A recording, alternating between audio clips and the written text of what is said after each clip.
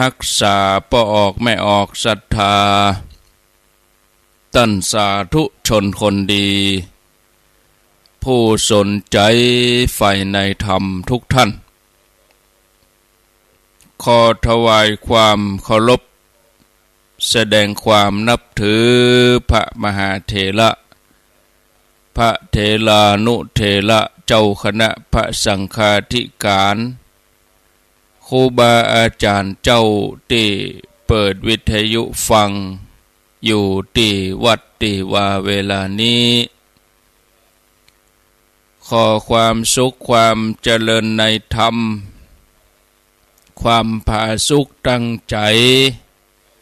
ความสบายตั้งกายจงได้บังเกิดแก่ญาติโยมทั้งหลายทุกคนทุกท่านได้เวลาแล้วเนอได้เวลาแล้วตึงเวลาแล้วได้เวลาสำหรับการรับฟังธรรมะอันเป็นสาระประโยชน์ทางด้านพระพุทธศาสนานำธรรมคำสอนขององค์สมเด็จพระชินวรสัมมาสัมพุทธเจ้าได้มาปะมาพบมามาเล่าสู่บรรดาพ่อแม่พี่น้องพ่อออกแม่ออกพ่อแม่นักศีลนักบุญเท่าแก่น้อยใจยิงตั้งหลายแล้ว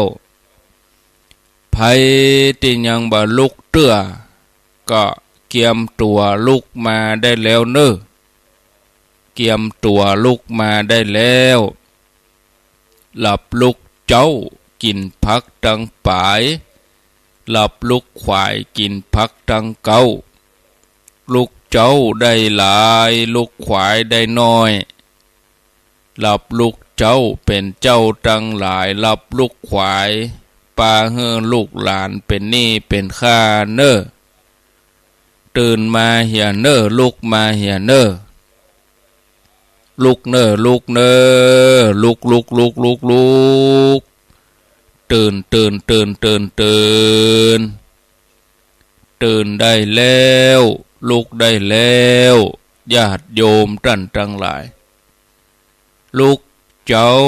ตื่นตัวเจ้าบัวกาบหันเยื่องนาพังพร้อมลุกขวายบ่ตันหนตางกีดก้อมก้าตัวบ่ต้อมปูนอายจุงเก่งเข้าไว้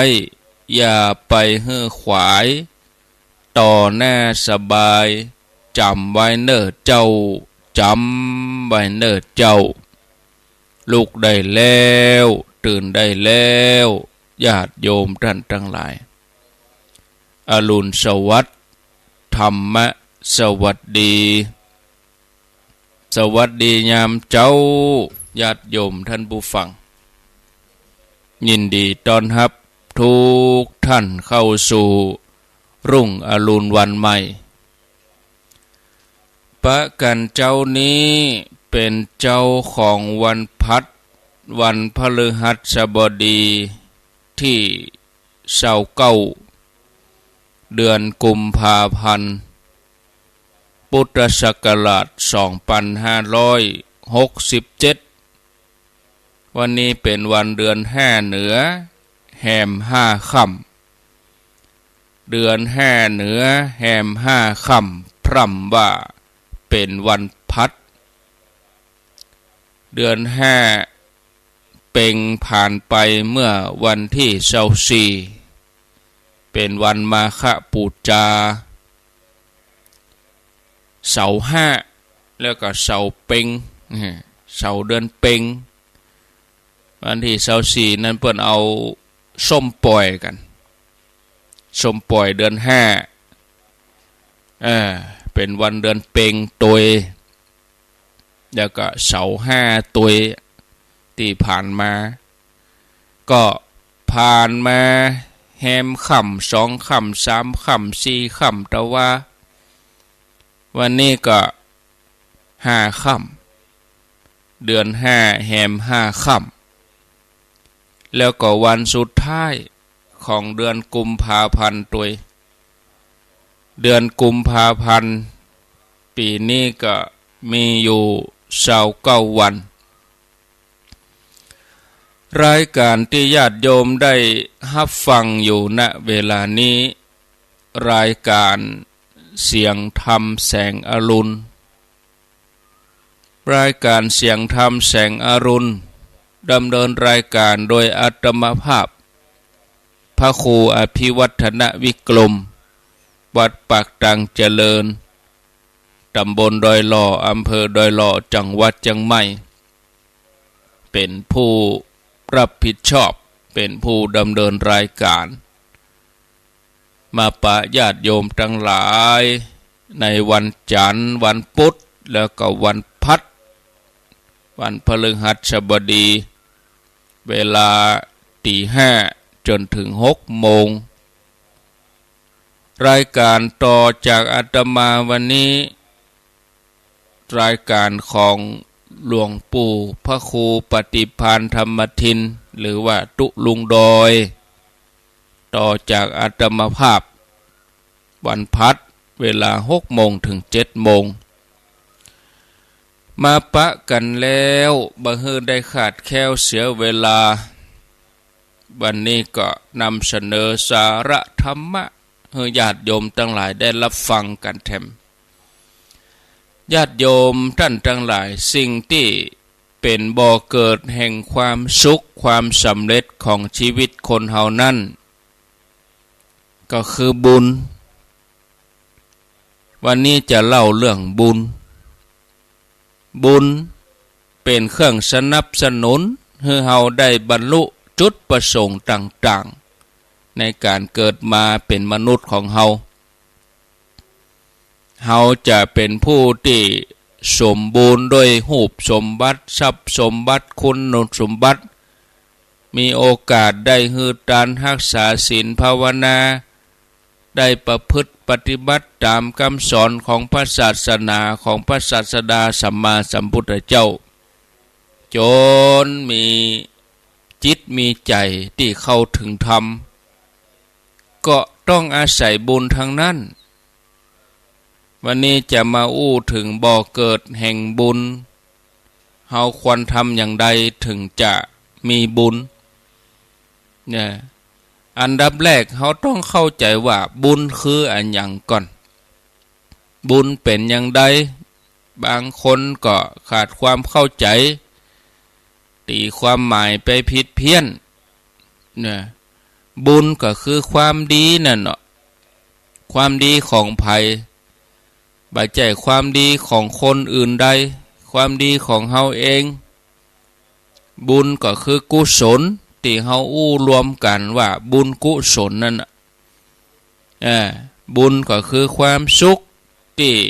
เกิดขึ้นกับตัวเฮาเองไผเกิดมาเป็นมนุษย์แล้วมีแต่ความทุกข์อันนั้นก็เพราะว่าบาปกำลังให้ผลแต่ถ้าเกิดมามีแต่ความสุขอันนั้นก็คือบุญกำลังให้ผลบุญอยู่ที่ไหนบุญอยู่ที่ใจบ่ใช่หัวใจที่มันเต้นตุบตุบตุบนี่นะหัวใจที่มันเต้นตุบตุบมันอยู่ฝั่งซ้ายของกายของหน้าอกของนี้อันนั้นโดยกายทางวิทยาศาสตร์ทางกายภาพแต่คำว่าใจที่ว่านั่นคือดวงจิตเนี่ยใจกับหัวใจนี่นะญาติโยมมันคนละอย่างหัวใจนี่มันเป็นกล้ามเนื้อในทางวิทยาศาสตร์นี่เปิ้นเอาไว้สูบฉีดเลือดเนี่ย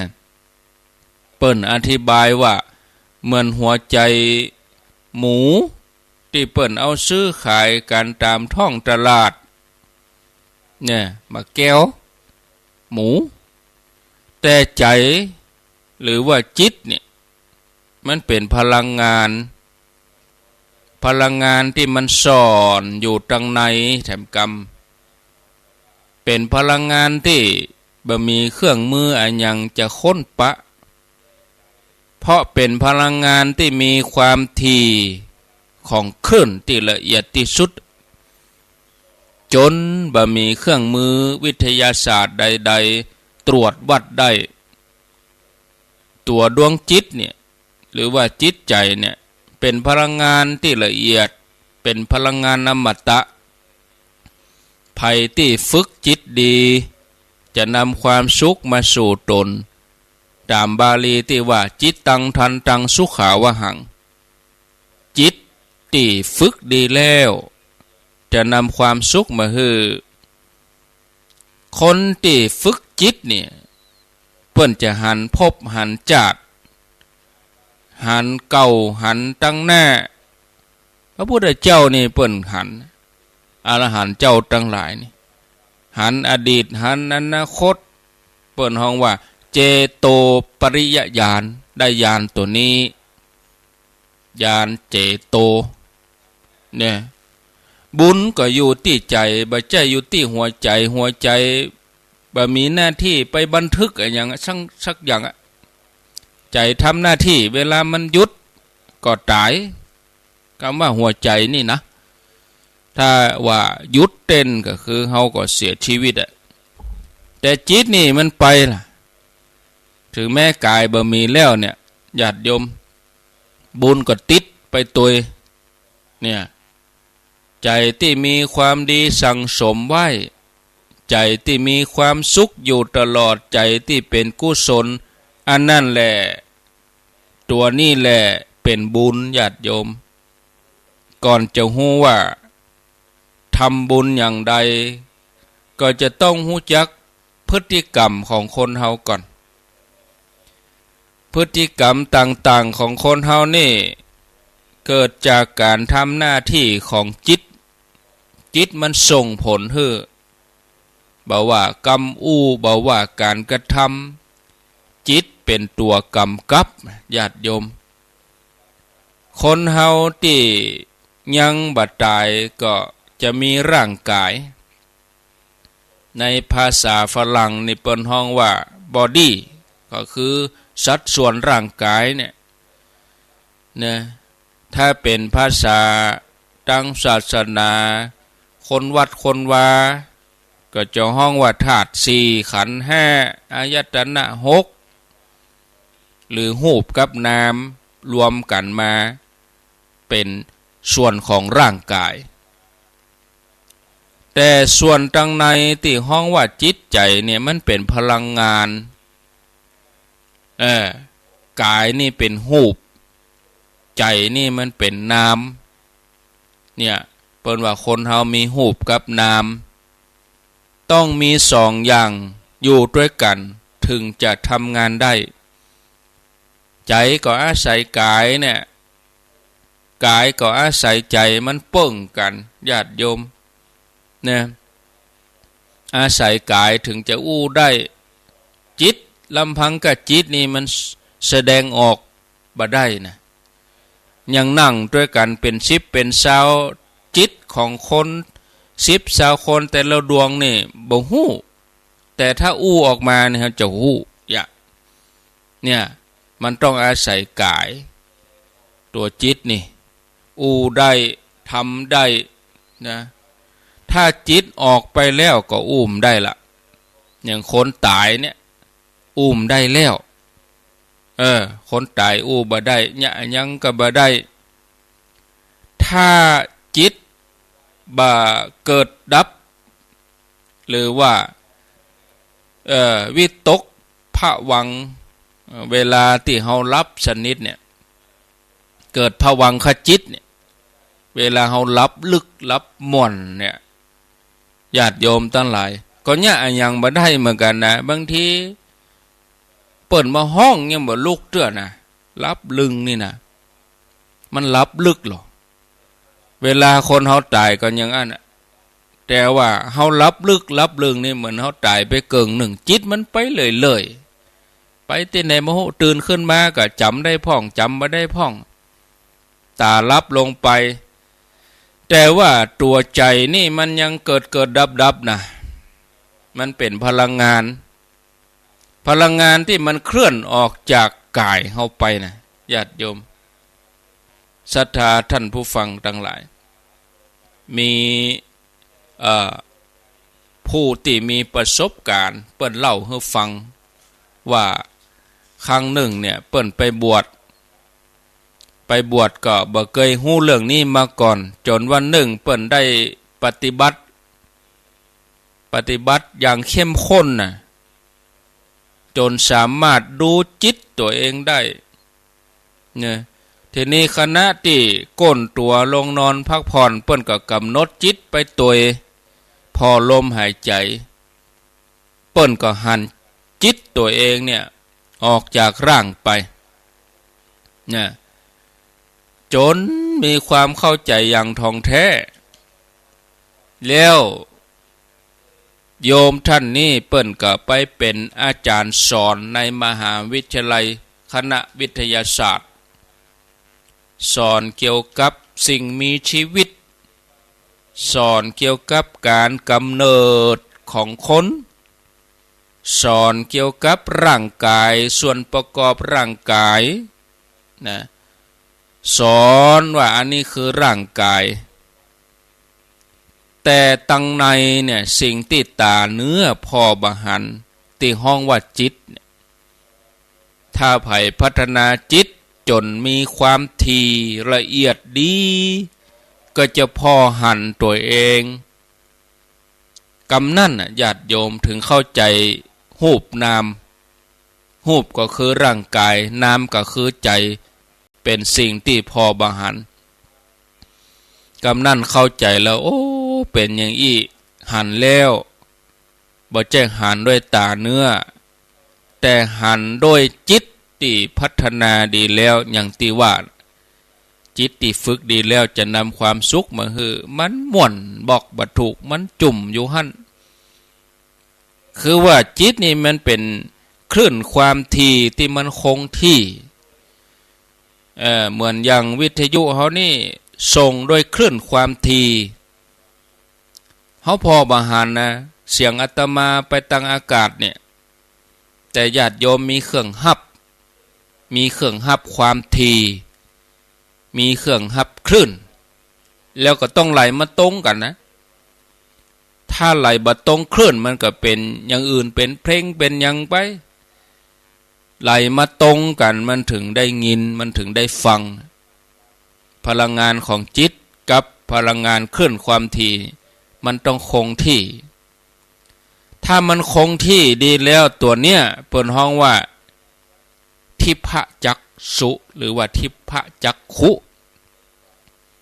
พระอรหันต์เจ้าทั้งหลายเปิ้นมีแต่ญาติโยมตาติบเนี่ยท่านผู้ฟังญาติโยมอย่างคณะที่เฮาอู้กันอยู่นี่คณะที่เฮานอนกันอยู่นี่ก็มีเหล่าเทวบุตรเทวดานี่สมมุตินะเหล่าบรรดาสัมภเวสีทั้งหลายก็ได้รับฟังโดยมันส่งไปตามขึ้นดูบางทีจะสื่อกันยังได้ว่าจิตของเฮามันหยาบอยู่ก็สื่อทางคลื่นที่มันละเอียดเหมือนกันบางทีเข้ามาทางโทรศัพท์นี่มันเป็นคลื่นที่ทางอากาศก็วกออกกลางตังให้เลยนี่ศรัทธาญาติโยมจิตนั้นสำคัญอย่างใดญาติโยมจิตของคนเฮานี่ทำหน้าที่3อย่างหน้าที่แรกก็คือจิตรับสิ่งกระทบเข้ามาปรุงเป็นอารมณ์หน้าที่ที่2ของจิตคือจิตเป็นนายกายเป็นบ่าวรับใช้หน้าที่ที่3นี่สำคัญที่สุดก็คือจิตเป็นตัวสะสมกุศลอกุศลเอาไว้นี่สำคัญ3อย่างนี้หน้าที่อย่างแรกของจิตก็คือว่ารับเอาสิ่งที่มากระทบกระทบแล้วก็เอามาปรุงเป็นอารมณ์กระทบทางไหนก็กระทบทางอายตนะกระทบทางประตูกระทบทางหูทางเสียงทางตาทางกลิ่นทางสัมผัส ตังลิ้นนี่ญาติโยมถ้าเป็นเสียงก็เข้าตังหูถ้าเป็นภาพก็เข้าตังตาถ้าเป็นกลิ่นก็เข้าตังหูดังจมูกถ้าเป็นรสชาติก็มาตังลิ้นสัมผัสเย็นห้อนอ่อนแข็งก็เข้าตังผิวกายถ้าเป็นความคิดธรรมารมณ์นี่ก็เกิดขึ้นในใจมากระทบจิตเป็นพลังงานที่ปรุงอารมณ์ขึ้นมาเนี่ยถ้าสิ่งที่กระทบบดีบ่เข้าหู ถ้าสิ่งที่กระทบบดีบ่เข้าตาบ่ถูกตาเนี่ยบ่ถูกลิ้นบ่ถูกตาบ่ชบอารมณ์อันพวกนี้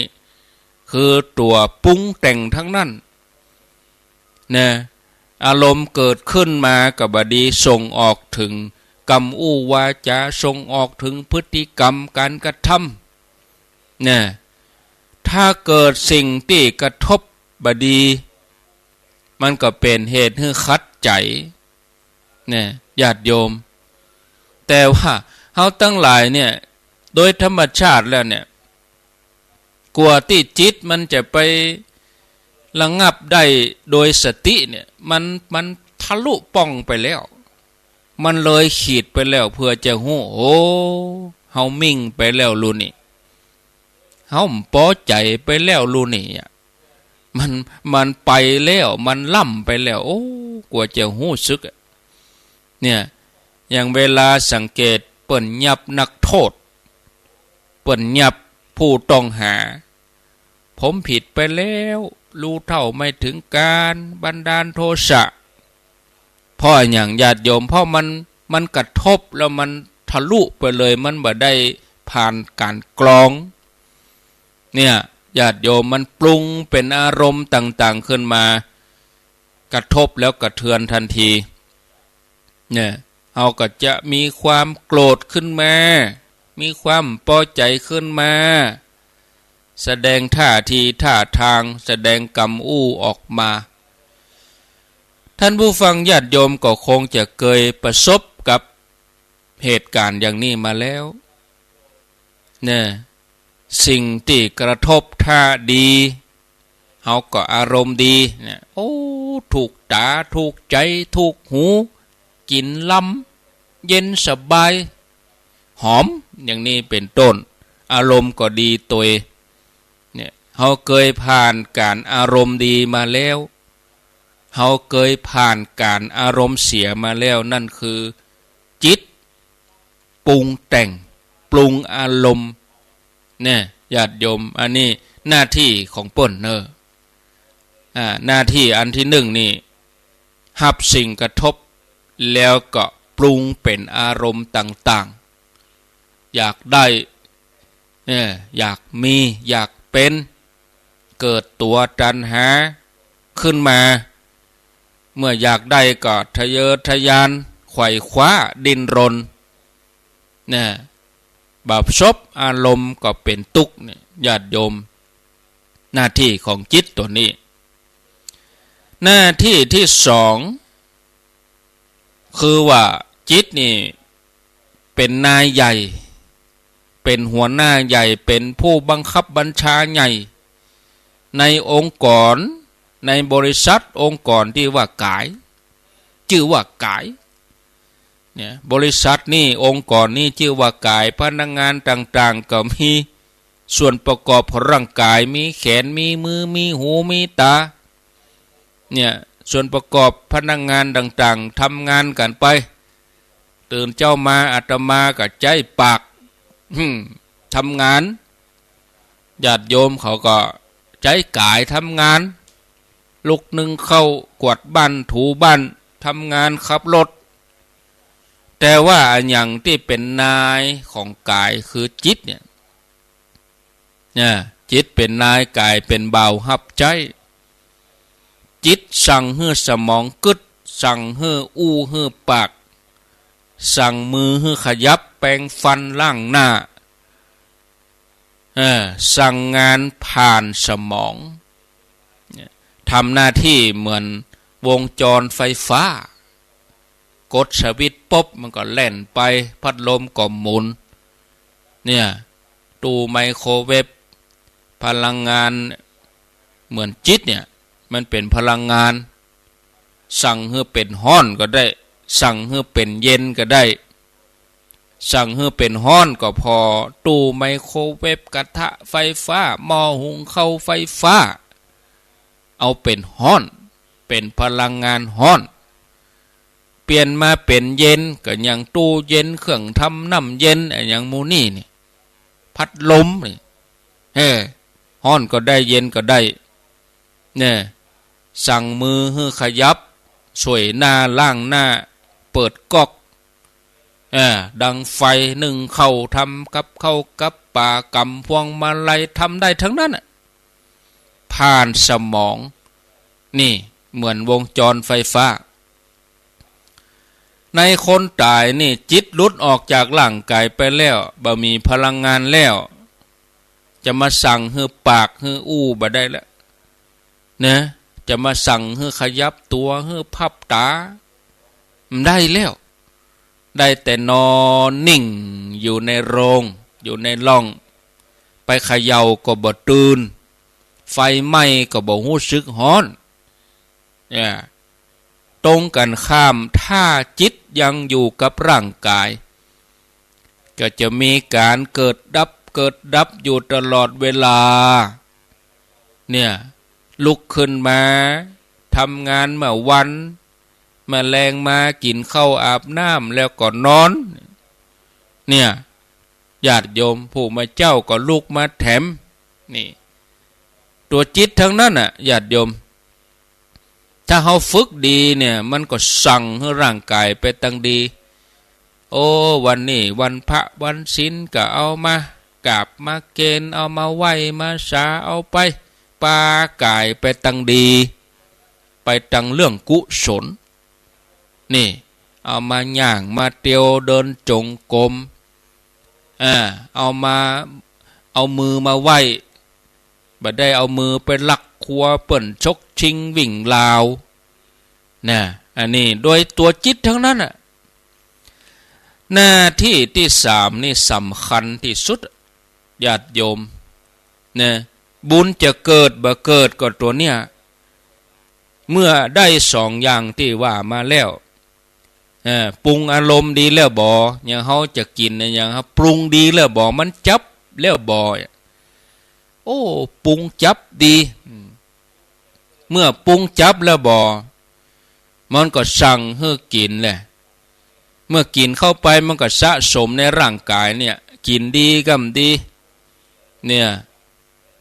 คือว่าหน้าที่ที่สามสำคัญจิตนี่เหมือนกับคลังเหมือนกับห้องเก็บใหญ่ๆเหมือนกับถ้าเป็นคอมพิวเตอร์ก็คือเป็นชิปเป็นเมมโมรี่เป็นตัวเก็บข้อมูลนะตัวเก็บข้อมูลที่ใหญ่ที่สุดจิตนี่นะเป็นตัวสั่งสมกุศลแล้วก็อกุศลทั้งเรื่องดีแล้วก็เรื่องบดีจากการกระทำของเรากระทำอย่างที่สามอย่างเนี่ยการกระทำตั้งกายวาจาตั้งใจสิ่งที่เฮากึดแล้วอู้แล้วทำแล้วก็เป็นพฤติกรรมเนี่ยเฮาห้องว่าการกระทำหรือว่ากรรมถ้าตั้งดีก็ห้องว่ากุศลกรรมถ้าบดีก็ห้องว่าอกุศลกรรมกรรมคือการกระทำเนี่ยคนเฮานี่ทำกรรมด้วยการคิดการอู้การทำเนี่ยเมื่อทำแล้วก็เก็บสะสมอยู่ในจิตนี่จิตเป็นพลังงานสามารถเก็บข้อมูลได้นักจำได้นักเก็บไว้ในภาษาพระปนห้องว่าสัญญาในตัวขันธ์ห้าเนี่ยหูเวทนาสัญญาเนี่ยสัญญาคือตัวนี้เนี่ยคือจำไว้เก็บข้อมูลไว้เนี่ยการคิดการอู้การทำคือกรรมเนี่ยเมื่อสร้างขึ้นแล้ว ถ้ากึดดีก็ไปสร้างกรรมดีเกิดเป็นบุญบุญก็สั่งสมไว้ในดวงจิตตรงกันข้ามถ้ากึดบดีก็ไปสร้างกรรมบดีเกิดเป็นบาปสั่งสมไว้ในจิตเฮาเหมือนกันนะฉะนั้นดวงจิตของคนเฮาเนี่ยมีตึงบุญตึงบาปมีตึงดีตึงชั่วอยู่ด้วยกันนี่อันยังนักอันยังน้อยไปกว่ากันนะญาติโยมมีตึงขาวตึงดำคนติอูบดีนะชอบด่าชอบว่าชอบโกหกชอบเสียดสีว่านั่นว่านี่อันนี้บ่งบอกถึงบาปที่มีอยู่ในใจของเขาเขาก็เลยแสดงออกมาอย่างนั้นเขาเลยทำอย่างนั้นคนติอูดีก็เพราะว่าใจของเขาเนี่ยสั่งสมบุญไว้อยู่บุญก็เลยทรงยู่ให้ใจของเขาบันทึกเรื่องราวดีๆเนี่ยอู้ออกมาก็เป็นกรรมอู้ที่ดีเนี่ยแล้วก็มีพฤติกรรมดีพฤติกรรมของคนเฮาในเรื่องของกรรมอู้เนี่ยญาติโยมเฮามีประสาทหูเป็นเครื่องวัดด้านการกระทำนี่เฮามีประสาทตาเป็นเครื่องวัดพฤติกรรมด้านความคิดของคนอื่นนี่อันยังของการกระทำของระบบประสาทนี่มันหู้บ่ได้นะยกเว้นคนที่ฝึกจิตดีแล้วนะถึงจะหู้ได้เนี่ยเฮาว่าคนนั้นอู้ดีมดีเนี่ยเฮาก็ใจหูเป็นเครื่องวัดหูเฮาได้ยินลูกคนนั้นอู้ดีโอ้นี่อู้บ่ดีคนนั้นเนี่ยดีบ่ดีเฮาก็เอาตาพอเอาดีก็ดีพอเอาตาก็มีหูก็มีพอเอาฟังเอาแต่ว่าความคิดเนี่ยเฮาเอาอย่างมาวัดมันวัดกันได้นะว่าไผจะกึดกับเฮาจะใดเนี่ยมันหู้แต่ถ้าคนที่เปิ้นฝึกจิตนี่เปิ้นหู้อย่างพระพุทธเจ้านี่เปิ้นหู้นะ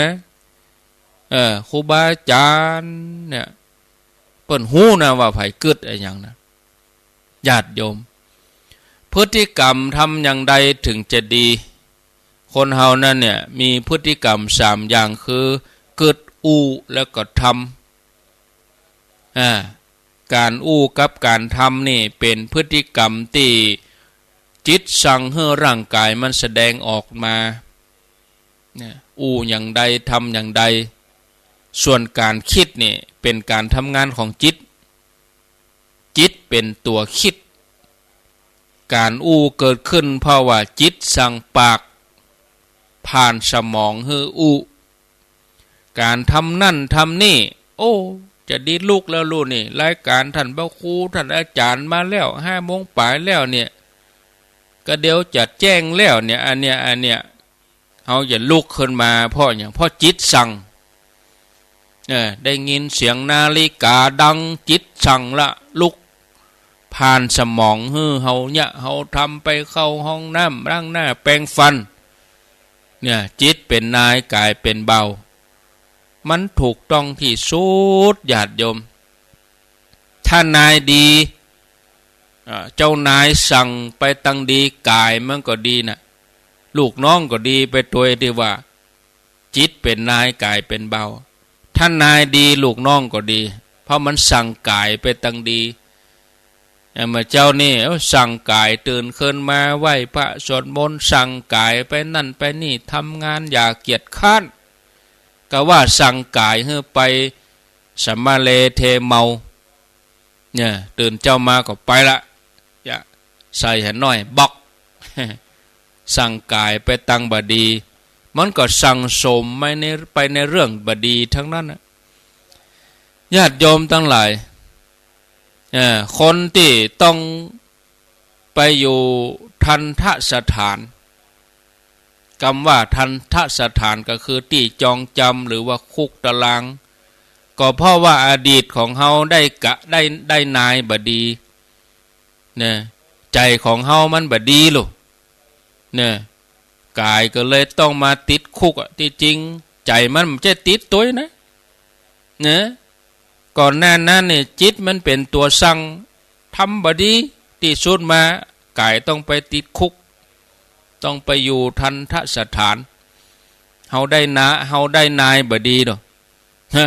ญาติโยมกายมันก็เลยต้องรับสภาพใจมันไปไหนผีเบาญาติโยมอันนี้เฮามาพัฒนาจิตหรือว่าแปลงนายให้ดีเนี่ยเป็นโอกาสของเฮาท่านผู้ฟังญาติโยมเนี่ยพฤติกรรมดีจะเกิดขึ้นได้อย่างไรเกิดขึ้นจากพฤติกรรมที่เป็นจริยธรรมในฐานะที่เป็นลูกพ่อแม่เลี้ยงเฮามาเฮาก็ต้องเลี้ยงเปิ้นตอบแทนพ่อแม่มีอุปการะคุณให้กำเนิดเฮามาเฮาก็เลี้ยงดู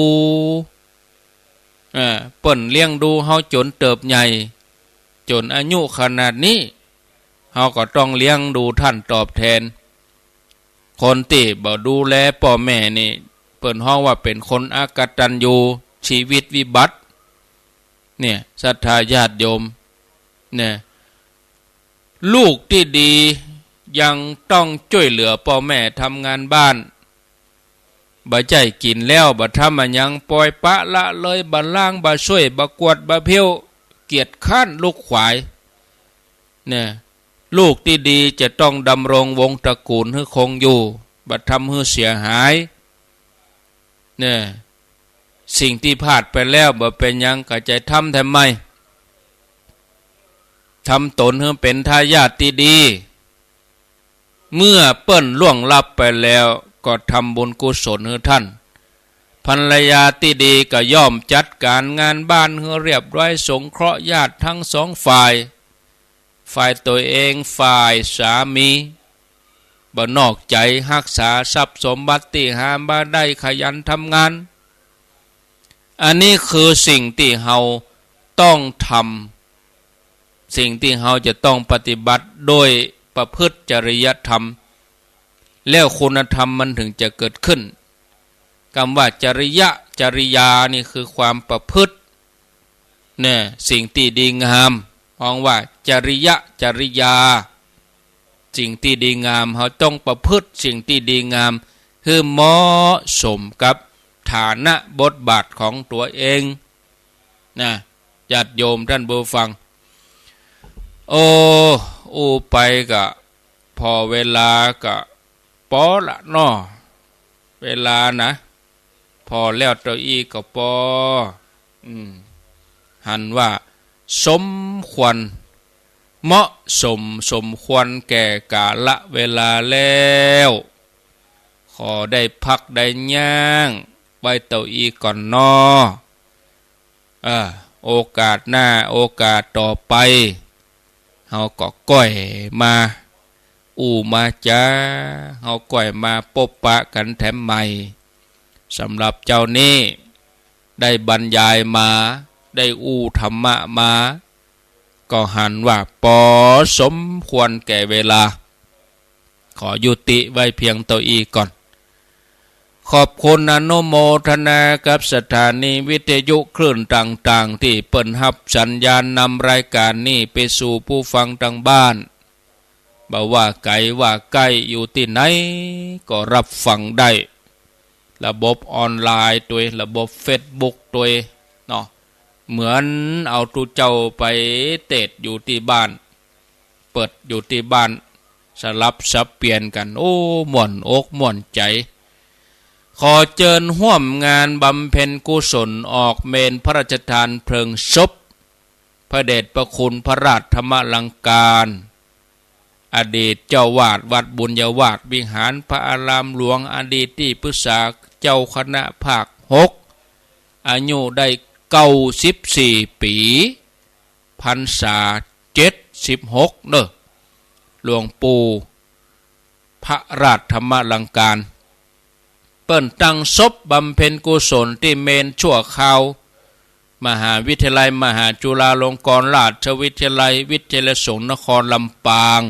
เกาะคาลำปางทำบุญทุกคืน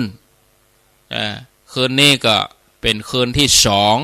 แล้วก็คืนที่สามเปิ้นได้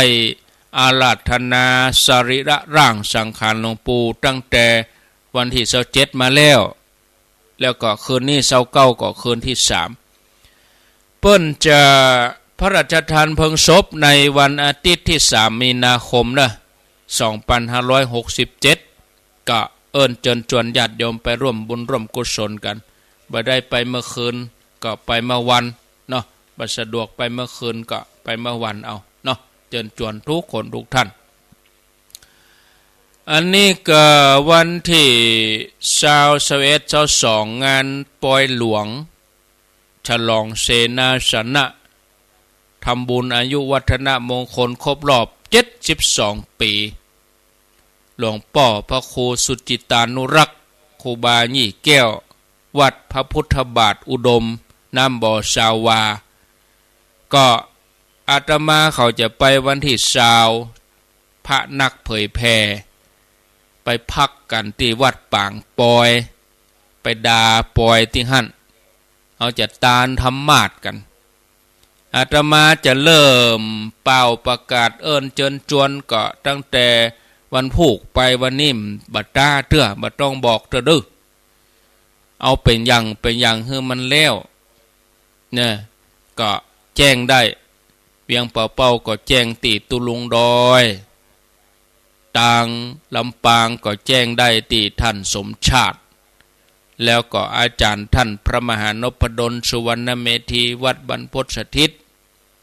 ดังเชียงใหม่ก็แจ้งตีอัตมภาพแล้วก็ครูบาอาจารย์ที่จัดรายการกุศลฝากเปิ้นก็ได้โทรบัดตันก็บ่เป็นหยังเด้อจะตานธรรมาสเพราะว่าธรรมาสไหม้ไฟไหม้พร้อมกับวิหารพระเจ้าละแข่งก็เฮาก็จะตานของใหม่เอาไว้ประจำวิหารพระเจ้าละแข่งที่วัดพระพุทธบาทอุดมตานวันที่21แต่ว่าอาตมาเข้าไปวันที่20ไปปบปะศรัทธาญาติโยมไปธรรมะสัญจรไปเทศน์ไปไปจาไปปบปะศรัทธาในวันที่20เมื่อคืนที่ปางปอยไปนอนปุ้นดาขอบดาครัวเอาธรรมาสไปตกแต่งดาปักต้นปักหยังให้หอมกันที่หั่นเจ้าวันที่8 โมงไป9 โมงก็ทยอยกันมาที่พระบาทอุดมตานธรรมาสเรียบร้อยแล้วก็เจริญพุทธมนต์สืบจตาหลวงพ่อครูบาอาจารย์ก็หลายตนอยู่นะพระนักเผยแผ่นี่เปิ่นนิมนต์ไปกุศลลำปางเจียงไฮ้เจียงใหม่ละปูนเนาะนี่ศรัทธาญาติโยมพระสงฆ์นี่80 รูปพระสงฆ์80 รูปในวันที่21แล้วก็วันที่22แถมพระสงฆ์แถม72 รูปวันที่22นี่นี่เพิ่นจะมีการเจริญพุทธมนต์ธรรมจักรอันนี้พระสงฆ์72แต่อาตมาเขานี่ไป80 รูปทักษิณาเวลา9 โมงก็จับพอดีเอาหัววัดไปตวยครูบาอาจารย์ที่จัดรายการก็ถ้าเฮาไปต่างคนต่างไปก็หยอดย่อยศรัทธาญาติโยมผู้ฟังรายการต่างคนต่างห้อมก็หยอดย่อยคน100 200 10 บาท20 บาทมันก็บ่เป็นชิ้นเป็นอันนี้เฮาเอามารวมกันตานเป็นชิ้นเป็นอันตานแล้วเปิ้นได้ใจก็วันที่21เด้อเนาะต่อไปก็อันนี้ยกจ่อฟ้าอุโบสถที่วัดเหล่าป่าตานตำบลช้างเข่งอำเภอแม่แจ่มในวันศุกร์ที่29 มีนาคม 2567เวลา 17 นาฬิกาก็ขอเชิญชวนญาติโยมไปร่วมกันยกจ่อฟ้าอุโบสถเด้อที่วัดเหล่าป่าตานตำบลช้างเข่งอำเภอแม่แจ่มก็สักบ่ายโมงบ่าย2ก็ไปเปิ้นยกตอนบ่ายยกตอนบ่าย ถ้าเขาอยู่ตังเชียงใหม่อยู่ตังเชียงไฮ้ก็เขาจะไปก็ขอเจริญปอนได้ไปนอนปุ้นมันถึงเลี้ยวค่ำ17 นาฬิกาคือ5 โมงแลงพิธีเปิ้นจะมีเจิญจวนนะ